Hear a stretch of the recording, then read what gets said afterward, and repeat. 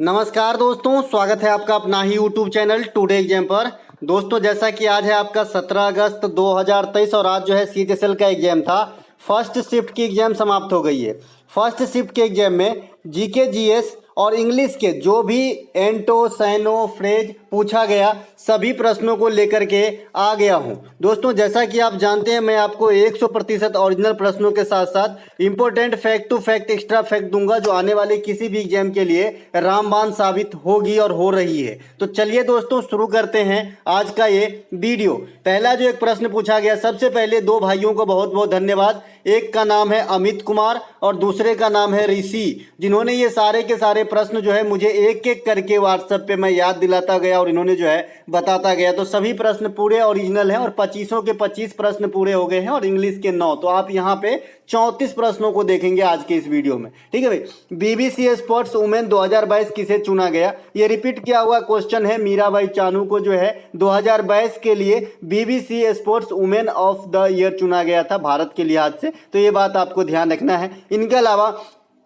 मीराबाई चानू भारतीय राज्य मणिपुर से बिलोंग करती है, ये बात आपको जानना है। टोक्यो ओलंपिक के अंदर 2020 वाली जो 21 में कराई गई थी उसमें भारोत्तोलन के अंदर रजत पदक प्राप्त किए थे और ये टोक्यो ओलंपिक में भारत का पहला खाता खुला था इसी पदक के साथ। ठीक है। इनके अलावा कॉमनवेल्थ गेम 2022 में मीराबाई चानू ने वेट लिफ्टिंग के अंदर ही स्वर्ण पदक प्राप्त कर कीर्तिमान रची। इनके अलावा निम्नलिखित में से असम का कौन सा डांस है? आपका जो है कल्चरल डांस पूछा गया था। ऑप्शन में सत्रिया दिया गया था। सत्रिया राइट आंसर होगा, बिकॉज और भी कोई जो है असम से मिलता जुलता हुआ डांस नहीं था, तो यहाँ पे क्लासिकल डांस को लेकर चलेंगे तो सत्रिया राइट आंसर हो जाएगा। असम की प्रमुख, अच्छा सत्रिया की बात आ रही तो सत्रिया डांस जो है ये सबसे लास्ट में इनको शास्त्रीय नृत्य का दर्जा दिया गया है ना, 2000 ईस्वी में दिया गया संगीत नाटक अकेडमी के द्वारा। इनके अलावा इसे शुरू करने का श्रेय जो है शंकर देव साहब को दिया जाता है और शंकर देव साहब अपने आप में किस धर्म से जुड़े रहे? तो वैष्णव मत से जुड़े हुए थे, वैष्णव मत से, और ये भक्ति आंदोलन से प्रेरित थे। तो इस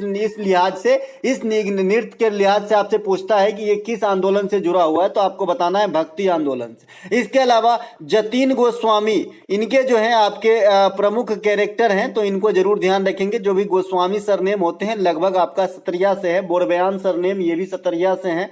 बोरा सरनेम लगभग ये भी सत्रिया से ही संबंधित होते हैं, तो ये बात भी ध्यान रखना है। जैसे पीपी इंद्रानी बोरा का नाम आपने सुना होगा। इनके अलावा असम की प्रमुख त्योहार बिहू है, जो साल में 3 बार मनाए जाते हैं। एक तो नव वर्ष में, एक मकर संक्रांति में और एक अक्टूबर महीना में। तो इसको अगर महीना के लिहाज से चले तो 1 अक्टूबर महीना में, 1 जनवरी के महीना में और 1 अप्रैल के महीना में, ये 3 दफा जो है आपका बिहू त्योहार सेलिब्रेट किए जाते हैं असम के अंदर। ठीक है भाई। इनके अलावा असम की प्रमुख फेस्टिवल में आ जाते हैं तो माजुली फेस्टिवल और अंबुबाची मेला, ये दोनों काफी इंपोर्टेंसी रखती है असम के लिहाज से। अंबुबाची मेला जो है ये आपका कामाख्या मंदिर जो असम के अंदर है, ये आपका जो है देवी तीर्थ स्थल है, तो इसी प्रांगण में आपका अंबुबाची मेला लगता है। और माजुली फेस्टिवल, माजुली द्वीप है उनके नाम पे, माजुली फेस्टिवल का जो सेलिब्रेशन है ये आपका असम के अंदर किया जाता है। असम की प्रमुख लोक नृत्य बिछुआ है, बगुरम्बा है, खेल गोपाल है, कली गोपाल है, नट पूजा है। ये सब जो है आपके असम के प्रमुख त्योहारों में से और नृत्यों में से हैं, तो ये बात भी ध्यान रखेंगे।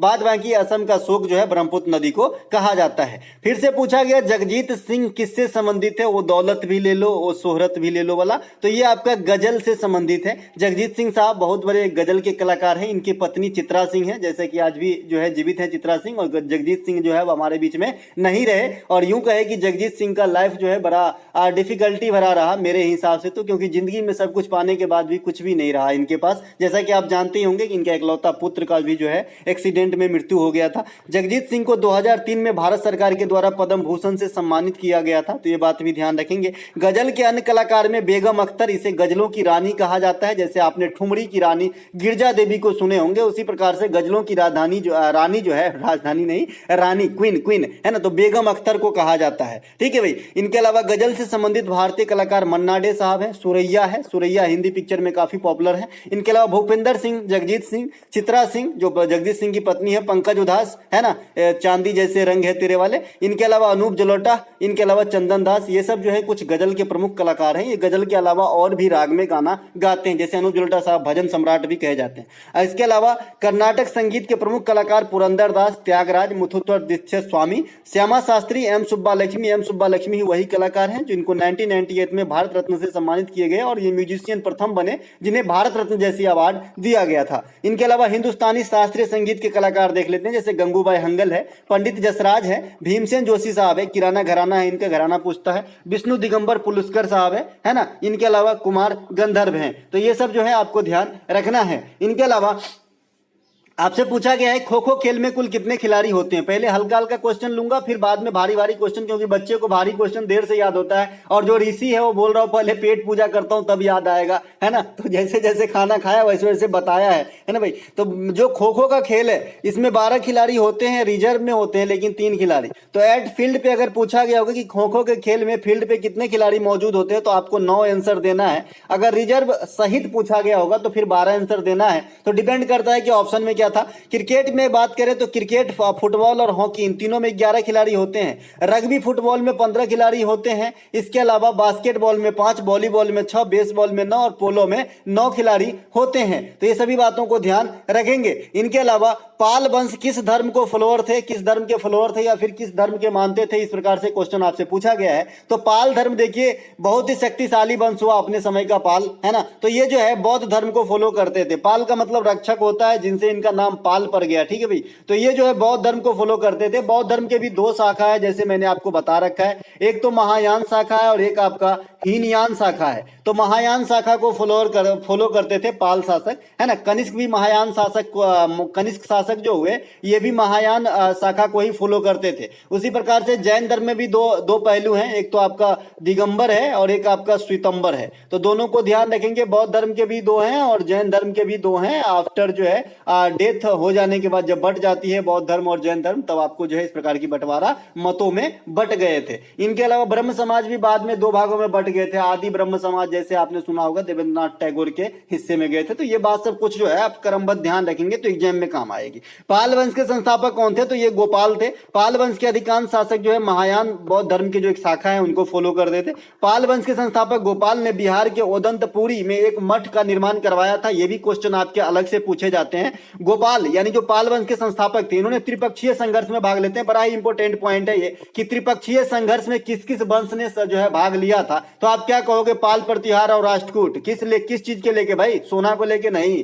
कन्नौज जो उस समय किसी सोना से कम नहीं था, इसी कन्नौज पे अधिकार के लिए तीनों वंश आपस में जो है लड़े थे, जिसे त्रिगुटीय संहार कहा जाता है या त्रिपक्षीय संघर्ष कहा जाता है। इसमें आपका पाल, प्रतिहार और राष्ट्रकूट ने भाग लिया था। पाल वंश के शासक धर्मपाल को महाराजा धीराज कहा जाता है। तो ये बात भी आपको ध्यान रखना है। इसके अलावा एक प्रश्न आपसे पूछा गया, रिपीट किया हुआ है, बताया हूं मैं, है ना भाई, बताया हूं इलियाना डिक्रूज नहीं, इलियाना सिस्टारिस्टी को, है ना।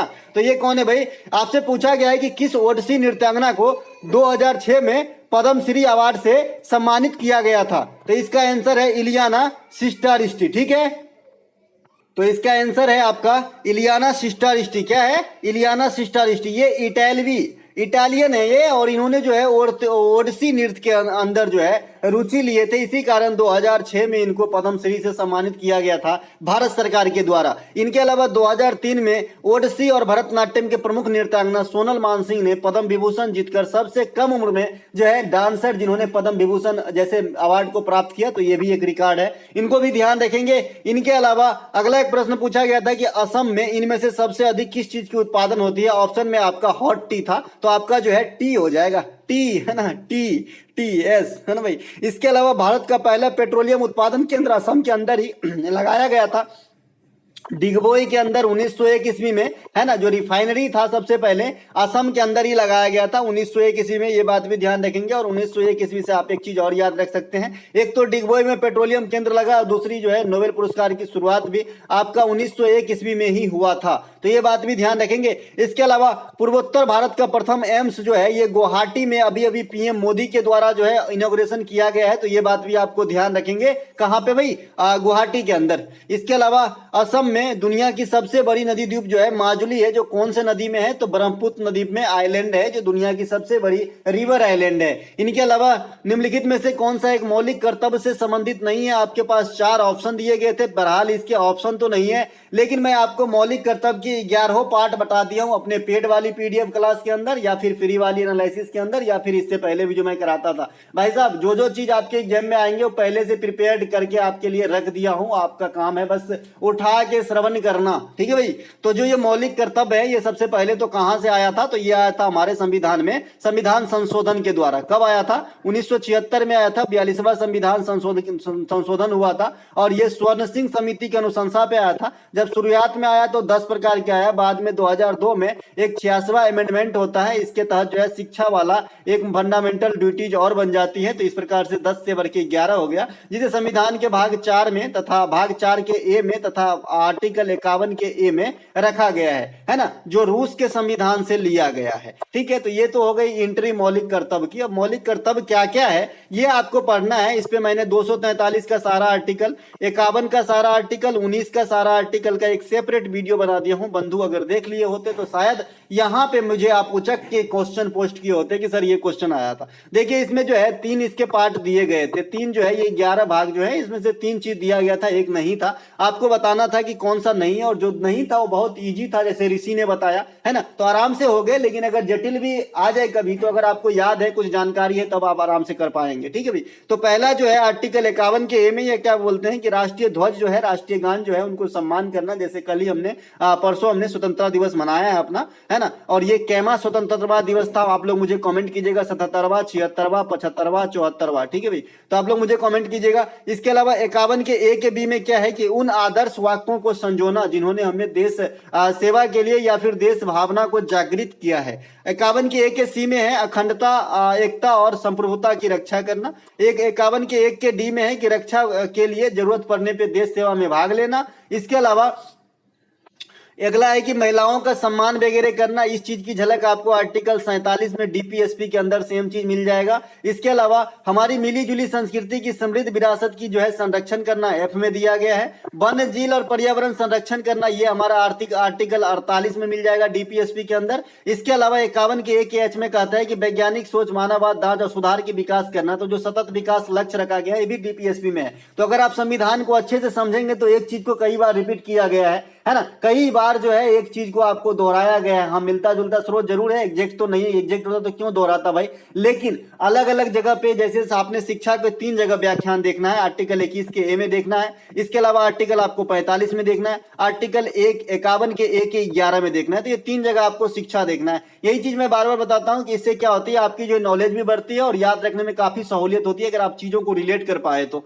अगला एक प्रश्न आपका रिपरकेशन का सिनोनिम पूछा गया है। जब मतलब जनरली ये क्या होता है कि खामियाजा जिसे हम बोलते हैं ना, खामियाजा, ये इसका ओरिजिनल मीनिंग होती है रिपरकशन का। जैसे हम लोग मान लीजिए कि मैं जॉब में हूं, अगर नहीं भी होता कुछ ऐसा होता कि जैसे कोई चीज हो गई, जैसे हम मतलब कल्प्रीट है कोई चीज में, तो इसकी जो खामियाजा हुआ उसे रिपरकशन बोलते हैं। ये जो है आपके निगेटिव वर्ड भी हैं और पॉजिटिव भी होते हैं। तो इसके मिलते जुलते जो आपके सिनोनिम्स होंगे ये कंसिक्वेंस होंगे, रिजल्ट हो सकते हैं, आउटकम हो सकते हैं, इफेक्ट हो सकते हैं। देखिए इफेक्ट और इफेक्ट में बहुत फर्क है, ये मैं आपको थोड़ा सा बता देता हूं। इफेक्ट और इफेक्ट में बहुत फर्क है। ये इफेक्ट जो है हमेशा नॉन यानी ये सब्जेक्ट और ऑब्जेक्ट का काम करता है, और ये जो अफेक्ट है ए से स्टार्ट जो होने वाला है ये आपका हमेशा वर्ब का काम करता है। तो इतने नॉलेज से भी आपको कई दफा एग्जाम में क्वेश्चन सॉल्व हो जाएंगे कॉमन एरर का, भाई साहब, है ना भाई। इनके अलावा ये जो आप आउटकम देख रहे हैं इसी प्रकार का एक होता है आउटकम, एक होता है ओवरकम।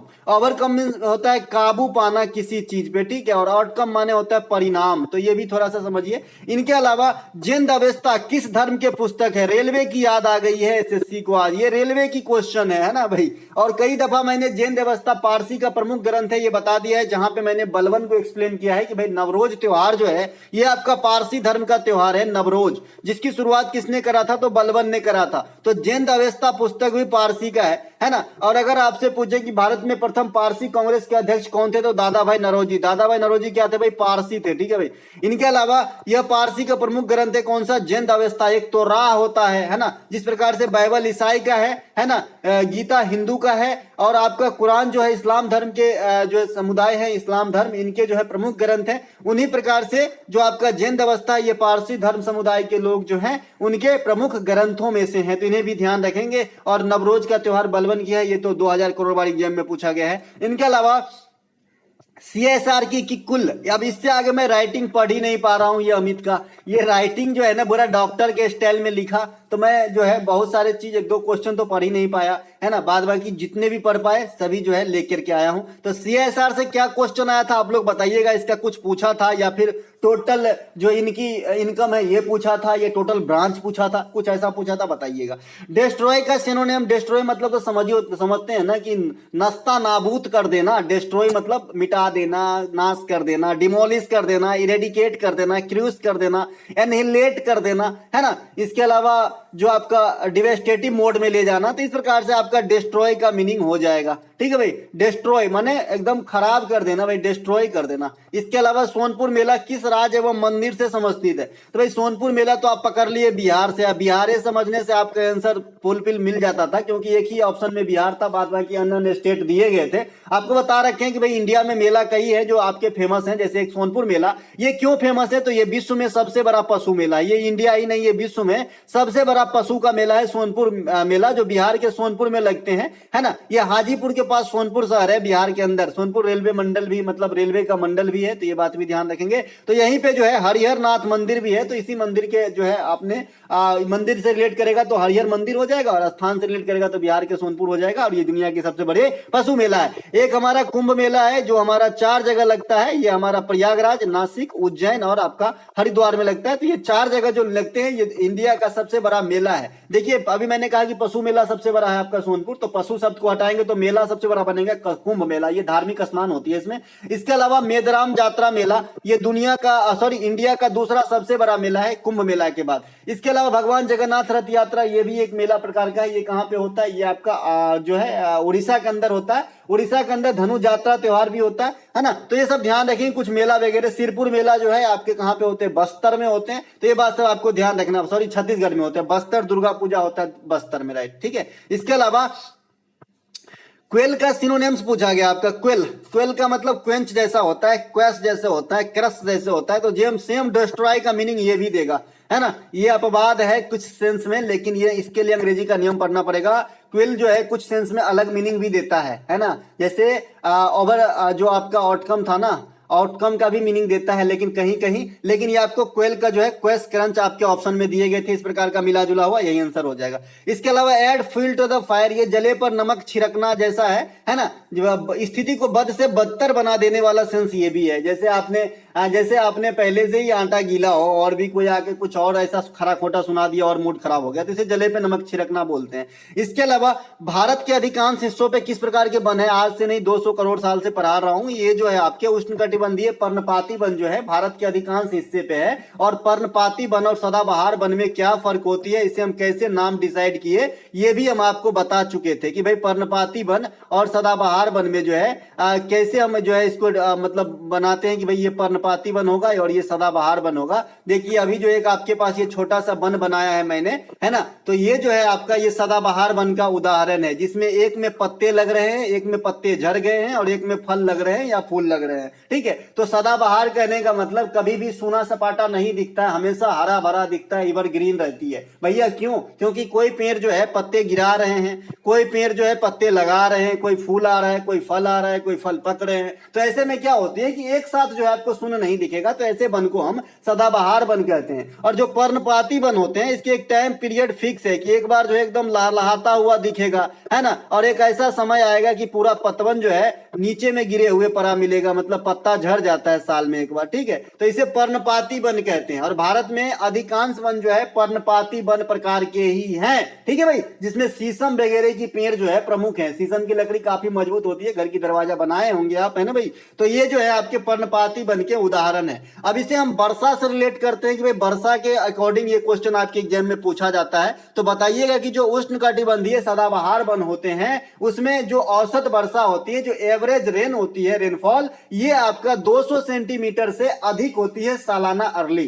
ठीक है भाई। और जो उष्णकटिबंधीय पर्णपाती वन है, इसमें जो वर्षा की मात्रा है ये 100 से 200 सेंटीमीटर सालाना होती है। लगभग एवरग्रीन फॉरेस्ट के जैसा ही होता है, लेकिन अगर इससे ज्यादा हुआ, 200 से ज्यादा हुआ, तो हम ऐसे एवरग्रीन फॉरेस्ट को जो है कैटेगराइज किए हैं, ठीक है। तो 100 से 200 के बीच में हुए तो पर्णपाती वन, 200 से अधिक हुए तो सदाबहार वन, और 50 सेंटीमीटर तक ही अगर वर्षा होती है तो ऐसे वन को जो है हम कटीली वन या मरुस्थलीय वन कहते हैं, जिसमें खेजरी वगैरह, नीम, खैर, है ना, ये सब जो कटीले पेड़ होते हैं छोटे पत्ते वाले, ये आपको मिल जाएंगे, जैसे राजस्थान के कई सारे इलाके। इनके अलावा पहले विश्व हॉकी कप भारत कब जीता था? भारत जो है 1975 में ही हॉकी वर्ल्ड कप जीता है, तो ये भी आपका आंसर 1975 होगा। 1975 में वर्ल्ड कप की शुरुआत हुई थी, आप इसे रिलेट कर सकते हैं, है ना भाई, 1975 में, है ना, ये आपको जो है याद रख सकते हैं। 1975 में ही आपका सिक्किम जो है भारत का राज्य बना था, 22वां राज्य बना था, इसके लिए 36वां संविधान संशोधन किए गए थे,